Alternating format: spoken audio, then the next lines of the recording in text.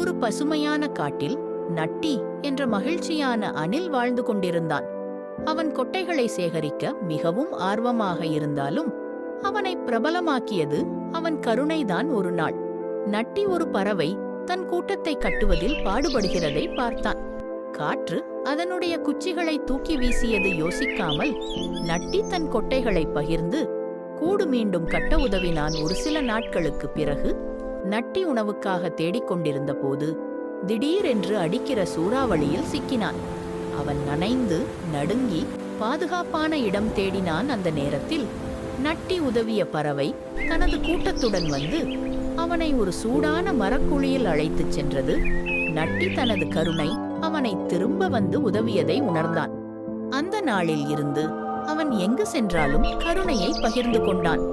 கருணை வீணாகாது, அது எப்போதும் திரும்பி வரும். நட்டி போல் இருங்கள்.